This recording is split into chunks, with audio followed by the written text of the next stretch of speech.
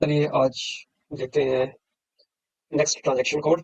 FB50 हमने कम कर लिया, तो FB50L के बारे में थोड़ा बात करेंगे आज। और सेकंडली हम F-02 जनरल पोस्टिंग, आज दो ट्रांजैक्शन कोड इस सेशन में कवर करते हैं। तो FB50 में हम पोस्टिंग तो नहीं करेंगे, लेकिन मैं आपको इसके बारे में बता देता हूँ। ये वो बिल्कुल वैसी सिमिलर स्क्रीन है जो FB50 में हमने यूज की। तो लेकिन इसमें एक एक्स्ट्रा फील्ड है, वो है लेजर ग्रुप का फील्ड।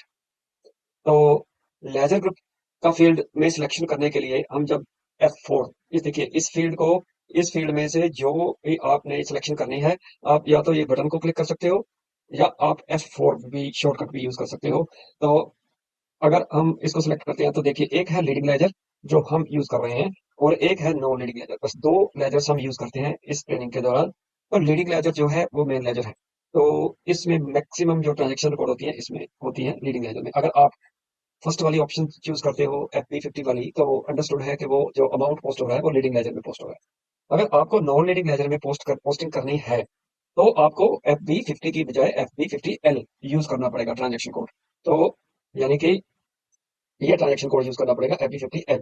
अगर आपने लीडिंग लेजर के अलावा किसी दूसरे नॉन लीडिंग लेजर में अगर आपको पोस्टिंग करनी है, और यहाँ पे वो लेजर सिलेक्शन करनी पड़ेगी। तो ये है इसका एक्स्ट्रा जो फील्ड का रेलेवेंस। अदरवाइज बाकी की जो ट्रांजेक्शन्स हैं, जो फील्ड सिलेक्शन है, या जो भी है इसका सॉरी इसको पोस्टिंग करने का जो ढंग है वो सेम रहेगा।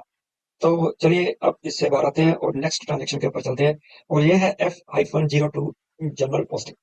तो इसको पहले एक्सेस कर लेते हैं। तो कल मैंने आपको एक बात बताई थी, वो थी पोस्टिंग की 40 एंड पोस्टिंग की 50। मैंने बताया था कि जो भी GL डॉक्यूमेंट पोस्टिंग होती है उसमें दो पोस्टिंग की यूज होती है, डेबिट के लिए 40 और क्रेडिट के लिए 50। तो देखिए ये लॉन्ग वे है जो डॉक्यूमेंट को पोस्ट करने का। जो डॉक्यूमेंट हमने कल पोस्ट किया था, आपको याद होगा, शेयर कैपिटल रेज करने के लिए हमने एंट्री डाली थी। तो उसमें डेबिट किया था बैंक अकाउंट को और क्रेडिट किया था शेयर कैपिटल को। तो चलिए आज सेम एंट्री अगर नेक्स्ट कंपनी कोड में, यानी कि कंपनी कोड 14 में डालेंगे, लेकिन डालेंगे F-02 के थ्रू। पर उससे पहले मैं एक सेशन ओपन कर लेता हूँ और FS00 में जाके देखता हूँ कि मेरा जो कॉमन स्टॉक अकाउंट, यानी कि 17,000 जो हमने कल यूज किया था, उस अकाउंट में जो शॉर्ट टेक्स्ट है और लॉन्ग टेक्स्ट है वो क्या है। अगर वो चेंज नहीं है, कॉमन स्टॉक शो कर रहा है, तो हम उसको चेंज कर लेते हैं पहले ट्रांजेक्शन पोस्टिंग करने से पहले। तो मैं यहाँ पे 14 सेलेक्ट कर लेता हूँ। जनरल लेजर में जाते हैं, तो इसमें इसमें जरा 70,000 अकाउंट नंबर को एक्सेस कर लेते हैं। यहाँ पे इक्विटी शेयर कैपिटल शो कर रहा है, तो इसमें कोई प्रॉब्लम नहीं है। तो चलिए 70,000 ये ठीक है, इसमें कोई प्रॉब्लम नहीं है। तो चले हम पोस्टिंग शुरू करते हैं। तो F-02 तो 1 जुलाई 2027 और पोस्टिंग होएगी अब इस बार QA14 कंपनी कोड में, यानी कि जो हमारा न्यूजीलैंड का कंपनी कोड है। तो टेक्स्ट वही दे देते हैं हम, share capital raised, share share capital raised. Okay. तो अब जैसे ही मैं एंटर डालूंगा तो यहाँ पे करेंसी अपने आप चेंज हो जाएगी। देखते हैं, अगर नहीं होगी तो मैनुअल चेंज करेंगे हम। तो 40 दे, ये देखिए मेरे को सिस्टम कह रहा है कि 40 पोस्टिंग की है, इसमें आप कौन सा अकाउंट डेबिट करना चाहते हो। तो अपने आप डेबिट पोस्टिंग की यहाँ पे सिलेक्ट हो रखी है, मेरे को इसको करने की जरूरत नहीं है। मैं A100, ये मेरा बैंक अकाउंट नंबर है 113100। तो जैसे मैं इसको एंटर डालता हूँ, तो ये कहता है कि मैं पोस्टिंग पीरियड एडजस्ट कर रहा हूँ। पोस्टिंग पीरियड की बात हमने कल कर ली। तो जैसे ही मैं किया इसको, यहाँ पे QA न्यूजीलैंड प्रोप्राइटरी लिमिटेड ये चेंज हो गया। और जो करेंसी है वो VB Australian dollar, amount in local currency यहाँ पे डाल रहा है। तो मैं इसको फिलहाल कैंसिल करके मैं वापस जाता हूँ। तो मेरी स्क्रीन ये लॉस्ट हो जाएगा, इसको छोड़ दीजिए, क्योंकि यहाँ पे न्यूजीलैंड करेंसी आ गई। तो मेरे को न्यूजीलैंड करेंसी में ही एंट्री डालनी है। तो मैं एक बार करेंसी को ठीक कर लेता हूँ, क्योंकि मेरे को आगे आने वाली उसमें प्रॉब्लम ना हो आगे ट्रांजेक्शन में। तो मैं दोबारा से ट्रांजेक्शन शुरू कर लेता हूँ। ये हो गया। तो अब देखिए एक ही कॉलम आ रहा है। पहले AUD और NZD दोनों दिखा रहा था, लेकिन अभी ये न्यूजीलैंड जो करेंसी है उसी में अमाउंट को मांग रहा है। तो मैं 200,000 का कैपिटल रेज करने जा रहा हूँ। और क्योंकि ये बैंक अकाउंट है, इसका वैल्यू डेट मैंडेटरी फील्ड है, ये भी मैं 1 जुलाई 2025, देखिए बिल्कुल सेम सिमिलर जो है। हम जो इन्फॉर्मेशन है डाल रहे हैं, जो कल हमने इन्फॉर्मेशन डाली थी। तो कोई फर्क नहीं है, जस्ट ये लॉन्ग वे है। जब वो पहली स्क्रीन जो FB50 वाली स्क्रीन जब नहीं अवेलेबल नहीं थी, तब इस स्क्रीन के थ्रू ही एंट्री पोस्ट की जाती थी। तो अभी मेरे को दूसरी नेक्स्ट लाइन आइटम आ गया। तो एक लाइन आइटम कंप्लीट हो गई, वो है 40 वाली। ये देखिए 40 डेबिट एंट्री आइटम 1, या देखिए आपको दिखाई दे रहा है। तो अब ये कहता है नेक्स्ट लाइन आइटम, तो क्रेडिट क्या करना है? अगर नेक्स्ट लाइन आइटम में अगर आपको फिर फर्दर कुछ डेबिट करना है, तो आप फिर पोस्टिंग की 40 सेलेक्ट करोगे और अमाउंट यहाँ पे डालोगे और उसकी डिटेल डालोगे।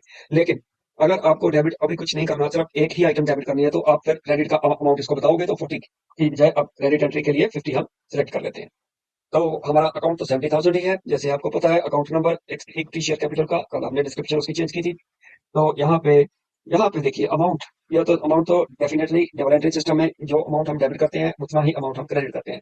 तो अगर इन केस आपको ये याद नहीं है कि जो हमने हमने पहले जो अमाउंट डाला है कितना अमाउंट है, तो यहाँ पे आप क्या कर सकते हो, आप यहाँ पे स्टार यूज कर सकते हो। तो यहाँ पे अगर आप स्टार डाल दोगे तो सिस्टम अंडरस्टूड कर लेगा कि जो अमाउंट जितना अमाउंट हमने डेबिट किया है उतना ही अमाउंट हमें क्रेडिट करना है। तो इसमें कोई डिफरेंस नहीं है। तो अभी मैंने सेकंड लाइन आइटम का अमाउंट इसको बता दिया, तो 200,000 ये अमाउंट डेबिट हो गया। तो और मेरे को इन्फॉर्मेशन कुछ यहाँ पे नहीं डालनी है, तो इसको मैं अभी देख लेता हूँ ओवरव्यू करके, इस एंट्री को डिस्प्ले डॉक्यूमेंट ओवरव्यू। तो ये मेरे को यहाँ पे दिखा रहा है कि ये डेबिट करने में जा रहा हूँ 200,000 के साथ बैंक अकाउंट नंबर, और क्रेडिट करने जा रहा हूँ ये। सो अभी मेरे को और कुछ यहाँ पे डालना नहीं है, डेबिट क्रेडिट कंप्लीट हो गया। तो ओवरव्यू मैंने करके देख लिया, तो इसमें जो है डॉक्यूमेंट हमारा कंप्लीट है। तो अभी इसको हम यहाँ पे पोस्ट कर लेते हैं। तो ये डॉक्यूमेंट क्यू ए 14 में फर्स्ट डॉक्यूमेंट पोस्ट हो गया, तो ये उसका नंबर है। तो चलिए देख लेते हैं अभी इसका इफेक्ट जनरल लेजर के अकाउंट के ऊपर, जैसे हमने कल देखा था। तो वो उसके लिए हम ट्रांजेक्शन कोड यूज करते हैं FBL3N। तो 70,000 अकाउंट में देख लेते हैं क्या है। तो आइटम्स की बजाय अगर हम सिलेक्ट कर लें all items, that will be better, so execute करते हैं। तो यहाँ पे क्यू ए 14 में 200,000 क्रेडिट हो गया 70,000 में। तो उसके बाद हम दूसरा अकाउंट 113100, ये हमारा अकाउंट है दूसरा 113100। तो इसको भी देख लेते हैं, ये हो गया, ये देखिए 200,000 डेबिट हो गया। सो अगर आपको कल की तरह बैलेंस शीट भी देखनी है, तो बैलेंस शीट को एक्सेस करने का शॉर्टकट बता देता हूँ, F.01। ये देखिए ये वही स्क्रीन है जो कल हमने एक्सेस की थी पैरामीटर डालने के लिए। तो यहाँ पे जो फाइनेंशियल स्टेटमेंट वर्जन मैंने आपको कल भी बताया था, INT हमारा फाइनेंशियल स्टेटमेंट वर्जन है, बाकी जो है सेम है। अगर आप वेरिएंट क्रिएट करना चाहते हो तो वेरिएंट यहाँ पे क्रिएट कर सकते हो। इसके लिए डिफरेंट वेरिएंट हो जाएगा क्रिएट। तो एग्जीक्यूट करते हैं, तो यहाँ पे देखिए 200,000 जो है हमारा एसेट में आ गया, बैंक में डेबिट हो गया, और टोटल क्रेडिट हो गया इक्विटी शेयर कैपिटल में 200,000। सो ये लायबिलिटी में आ गया। सो ये this is all for the day, thanks very much.